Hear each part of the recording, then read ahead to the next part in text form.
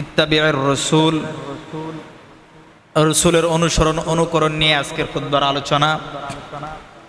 আল্লাহ রাব্বুল আলামিন আমাদেরকে যতটুকু আলোচনা করব শুনবার, মানবার, আমল করবার তৌফিক দান করুক। সকলে বলুন আমিন। আল্লাহ রাব্বুল আলামিন কুরআনুল কারীমের মধ্যে বলেন, কুল ইন কুনতুম তুহিব্বুনাল্লাহ ফাত্তাবিউনি ইউহিব্বুকুমুল্লাহ ওয়া ইয়াগফির লাকুম যুনুবাকুম ওয়াল্লাহু গফুরুর রহিম। আল্লাহ রাব্বুল আলামিন বলতেছেন, ইন কুনতুম তুহিব্বুনাল্লাহ, তোমরা যদি আল্লাহ রাব্বুল আলামিনকে ভালোবাসতে চাও, ফাত্তাবিউনি, তাহলে আমি নবীর অনুসরণ করো, অনুকরণ করো। কুল ইন কুনতুম তুহিব্বুনাল্লাহ ফাত্তাবিউনি ইউহিব্বুকুমুল্লাহ ওয়া ইয়াগফির লাকুম যুনুবাকুম ওয়াল্লাহু গফুরুর রহিম। আর নবীজিকে অনুসরণ অনুকরণ করলে পক্ষান্তরে আল্লাহকে অনুসরণ অনুকরণ হয়ে যাবে।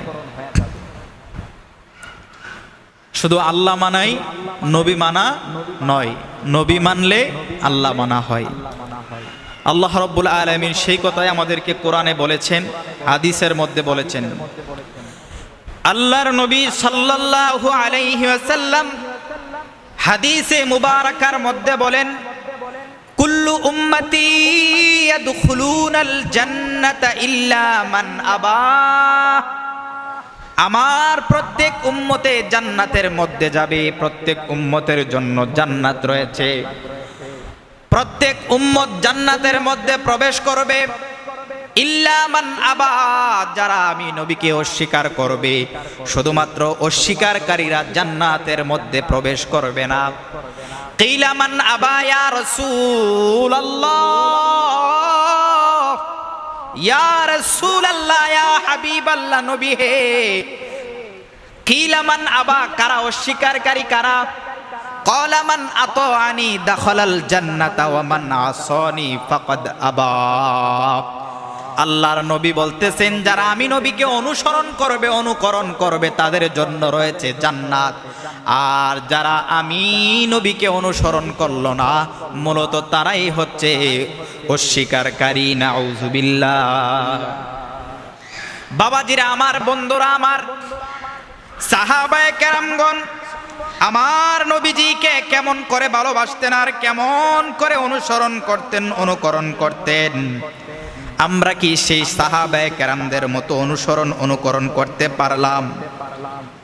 একদিন আল্লাহর নবী সাল্লাল্লাহু আলাইহি ওয়াসাল্লাম, আল্লাহর এক সাহাবী আল্লাহর নবীকে দেখতে পেলেন, তিনি ডান হাতে খাবার খাইতেছেন, পানি পান করতেছেন। ওই সাহাবী সামি'না ওয়া আতা'না, আল্লাহর নবীকে ডান হাতে পানি খাওয়া দেখে তিনি আর প্রশ্ন করলেন না। তিনি সব সময় রাসূলকে দেখার পর থেকে তিনি প্রত্যেক দিন যখনই পানি খাইতেন ডান হাতেই পানি পান করতেন। তিনি কখনোই জীবনে কোনোদিন আর বাম হাতে পানি পান করে নাই, কখনো আর ভুলেও যায় নাই। সুবহানাল্লাহ। যেমনটা আল্লাহর নবীকে দেখেছেন পানি পান করতে, ঠিক তেমনি ভাবে তিনি সব সময় পানি পান করতেন। বাবাজিরা আমার, বন্ধুরা আমার, আপনাদেরকে একটা ছোট্ট ঘটনা শোনাই। সাহাবায়ে কেরামগণ আল্লাহর নবীকে কেমন করে অনুসরণ করতেন, অনুকরণ করতেন। আল্লাহর নবী একদিন তিনার পা থেকে জুতা মুবারক খুলে ফেললেন। খুলে ফেলার পরে সাহাবায়ে কেরামগণ তারাও সঙ্গে সঙ্গে জুতা খুলে ফেললেন। তারা কেউ জিজ্ঞাসা করলেন না, কেন আপনি জুতাটা খুললেন? কোনো প্রশ্ন করলেন না, না এটা কি আমাদের জন্য খোলা ওয়াজিব, ফরজ, কিছুই জিজ্ঞাসা করে নাই। আল্লাহর নবীকে জিজ্ঞাসাও করলেন না, এটা কি আমাদের জন্য জুতা খোলাটা দরকার, কোনো প্রশ্ন করে নাই। আমার নবীজি জুতা মুবারক খুলে ফেললেন, সঙ্গে সঙ্গে সাহাবায়ে কেরামগণ জুতা খুলে ফেললেন, কেউ কোনো প্রশ্ন করলেন না। সামি'না ওয়া আতা'না, আমরা শুনলাম এবং মানলাম, যেমনটা নবীজিকে করতে দেখলাম তেমনটা আমরা করলাম। বাবাজিরা আমার, বন্ধুরা আমার, রাসূল সাল্লাল্লাহু আলাইহি ওয়াসাল্লাম সাহাবীদেরকে জিজ্ঞাসা করে, ও আমার সাহাবীরা, তোমরা কেন জুতা খুলে ফেললা? ইয়া রাসূলুল্লাহ, আপনি নবীজিকে জুতা খুলতে দেখেছি, তাই আমরাও খুলে ফেলেছি। সুবহানাল্লাহ। এবার আমার নবী কয়, এ আমার সাহাবীরা, জিবরাইল আলাইহিস সালাতু ওয়াস সালাম আমি নবীর কাছে আসছেন, আসার পরে বলতেছেন, ইয়া রাসূলুল্লাহ, নবী হে, আপনার জুতা মুবারকের মধ্যে নাপাকি রয়েছে, আপনি জুতাগুলো খুলে ফেলেন। আর এই জন্য আমি জুতাগুলো খুলে ফেললাম, তোমরা তো জুতা আমার সঙ্গে খুলে ফেললা। বাবাজিরা আমার, বলতেছিলাম সাহাবায়ে কেরামগণ আমার নবীকে কদম কদম অনুসরণ করেছে। সুবহানাল্লাহ। হুদায়বিয়ার সন্ধির সময় মক্কার পত্তলিকদের পক্ষ থেকে একজন দূত এসেছিল, যার নাম হলো উরওয়া ইবনে মাসুদ সাকাফি। ওই উরওয়া ইবনে মাসুদ সাকাফি আল্লাহর নবীর দরবারের মধ্যে গেলেন। দরবারের মধ্যে যাওয়ার পরে তিনি এমন বিস্ময়কর দৃশ্য দেখেছেন। এই দৃশ্য দেখার পরে তিনি মক্কার কুরাইশবাসীদের কাছে আয়েশা বলতেছেন, হে আমার কুরাইশবাসীরা,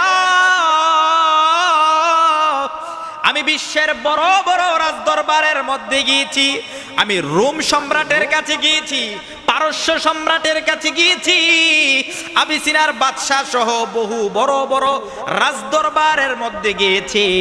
ও কুরাইশবাসীরা, আমি নবীর দরবারে আসার পর আমি এমন কিছু দৃশ্য দেখলাম, দেখে আমি হতভম্ব হয়ে গেলাম। কি দেখেছো? এবার ওই দূত বলতেছেন যে আমি দেখেছিলাম যে নবী যখন থুতু যখন নিক্ষেপ করে, মুহাম্মদ যখন থুতু নিক্ষেপ করে, সাহাবায়ে কেরামগণ পাগল পারা হয়ে যাইতো। ওই থুতু মুবারক তাদের হাতের মধ্যে নিয়ে তাদের শরীরের মধ্যে, মুখমণ্ডলের মধ্যে থুতু মুবারক মাইখা নিতেন। সুবহানাল্লাহ। আর জোরে কন্মা আল্লাহু আকবার। শুধু তাই না, নবী যখন উযু করতেন, মুহাম্মদ যখন উযু করতেন, আর উযুর এক ফোঁটা পানি লাভের জন্য তারা এমন ভাবে প্রতিযোগিতা শুরু করত যেন তারা লড়াই করতেছে। আল্লাহু আকবার। এমন ভাবে প্রতিযোগিতায় লাইগা যাইতো যেন তারা লড়াই করতেছে। এক ফোঁটা উযুর পানি লাভ করার জন্য তারা প্রতিযোগিতার মধ্যে লাইগা যাইতো। তারা কখনো নবীর চেহারার দিকে তাকায়া পূর্ণ দৃষ্টি দিয়ে কথা বলে না, নবীর কণ্ঠের উপর কণ্ঠ উঁচা করে কথা বলে না, আদবের সঙ্গে কথা বলে। নবী যখন কোনো আদেশ করে এমন ভাবে আদেশগুলা মানে, এমন ভাবে বাজ পাখির মতো উড়াল দিয়া যেন তারা কাজটা সম্পন্ন করে ফেলবে, এমন একটা ভাবমূর্তি। কোন তিরস্কারকারীর তিরস্কার, কোন জালেমের জুলুম অত্যাচারের অত্যাচার থেকেও নবীর সুন্নত থেকে এক বিন্দু পরিমাণ এদিক সেদিক করতে পারে না। সুবহানাল্লাহ। বাবাজিরা আমার, বন্ধুরা আমার, বলতেছিলাম আমার নবীজিকে তারা কদম বকদম অনুসরণ করতেন, অথচ আমরা নবীজিকে কেমন করে অনুসরণ করি? আমরা শুধু মুখে মুখে নবীজিকে ভালোবাসা, মুখে মুখে শুধু বললেই চলবে না, নবীর সুন্নত, নবীর অনুসরণ অনুকরণের মাধ্যমে নবীর ভালোবাসা অর্জন হবে। বাবাজিরা আমার, বন্ধুরা আমার, আরেকটা ঘটনা আপনাদেরকে শোনাই। এক সাহাবী বলতেছেন, এক সাহাবী অত্যন্ত গরিব একজন সাহাবী, অত্যন্ত দরিদ্র একজন সাহাবী। ওই সাহাবী আল্লাহর নবীর কাছে যখন থাকে তার অন্তরটা প্রশান্ত থাকে, আর যখন নবীজিকে আর দেখতে না পায়, এক দুই দিনের মধ্যে যখন আর দেখতে না পায়, তার অন্তরটা ছটফট ছটফট শুরু করে। ওই সাহাবীর নাম হচ্ছে সাওবান রাদিয়াল্লাহু তাআলা আনহু। সাওবান রাদিয়াল্লাহু তাআলা আনহু কয়, নবীকে যখন আমি আর দেখতে পাই না, এক মুহূর্তের জন্য আমার চোখের আড়াল হয়, তখন আমার অন্তরটা অস্থির হয়ে যায়। আর নবীজিকে দেখার পরে আমার অন্তরটা শান্ত হয়ে যায়। আর একদিন দুই দিন ধরে কয়েকদিন ধরে নবীজিকে দেখতে না পাইয়া ওই সাওবান রাদিয়াল্লাহু তাআলা আনহু তার চেহারাটা মলিন হয়ে গেল, তার চেহারাটা কেমন যেন হতাশাগ্রস্ত হয়ে গেছে। এমন সময় হঠাৎ নবীজির সঙ্গে দেখা হয়ে গেল। নবীজির সঙ্গে যখন দেখা হয়ে গেল, আমার নবী ডাক দিয়া কয়, সাওবান, তোমার কে টেনশন পেরেশানগ্রস্ত মনে হইতেছে, তোমাকে পেরেশানগ্রস্ত মনে হইতেছে, তোমার চেহারাটা কেমন যেন মলিন হয়ে গেছে। ডাক দিয়া কয়, ওই সাহাবী ডাক দিয়া কয়, ইয়া রাসূলুল্লাহ, ইয়া হাবিবাল্লাহ, নবী আমার, দুনিয়ার কোনো কষ্ট আমার কাছে কষ্ট মনে হয় না, তবে আপনি নবী আমার চোখের আড়াল যখন হয়ে যান, তখন আমার অন্তরটা অস্থির হয়ে যায়। আল্লাহু আকবার। বাবাজিরা আমার, বন্ধুরা আমার, এরপর তিনি কাঁদতে কাঁদতে বলতেছেন, ইয়া রাসূলুল্লাহ, দুইটা চোখের পানি ছেড়ে ছেড়ে কান্না করে বলতেছেন, ইয়া রাসূলুল্লাহ, নবী গো, আমি জানি আপনিও একদিন দুনিয়া থেকে ওয়াফাত বরণ করবেন, আমিও দুনিয়া থেকে বিদায় নিব। দুনিয়ার জীবন জিন্দেগি শেষ হয়ে গেলে আল্লাহ রাব্বুল আলামিন জান্নাতের আলা মাকাম আপনাকে দিবেন। নবীদের সঙ্গে সর্বোচ্চ স্তরে আপনার জান্নাতের মাকাম হবে। আর আমি সাওবান, যদিও আমি জান্নাত পাই, জান্নাতের অতি নগণ্য জায়গায় যদিও জান্নাতে জায়গা পাই, তাহলে আপনি নবীর সঙ্গে দুনিয়াতে আপনি নবীকে না দেখা আমি থাকতে পারি না গো নবী, আপনি নবীকে ছাড়া থাকতে পারি না, এইটা তার ভালোবাসা। তাহলে আপনি নবীর সঙ্গে আমি পরকালের চিন্তা যখন করি, তখন আমার মনটার মধ্যে অনেক কষ্ট লাগে।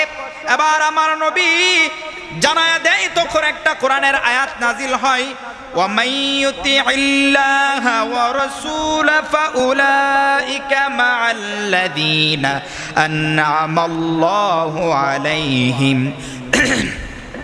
مِنَ النَّبِيِّينَ وَالصِّدِّيقِينَ وَالشُّهَدَاءِ وَالصَّالِحِينَ। সাওবান রাদিয়াল্লাহু তাআলা আনহুর প্রশ্নে সাহাবায়ে কেরামগণ নীরব হয়ে গেলেন, আবেগে ভরে গেলেন। আর নিখাত ভালোবাসার কথা শুনে আল্লাহ রাব্বুল আলামিন এই আয়াতটা নাজিল করলেন। আর অর্থ হচ্ছে যে যারা আল্লাহ এবং তার রাসূলের অনুকরণ করবে, আল্লাহ রাব্বুল আলামিন বলতেছেন, আল্লাহ যাদের উপর আল্লাহর নিয়ামত দান করেছেন, নবীগণ, শহীদগণ, সিদ্দিকগণ, নেককার বান্দাদের সঙ্গে তাদের হাসর নাসর হয়ে যাবে। সুবহানাল্লাহ।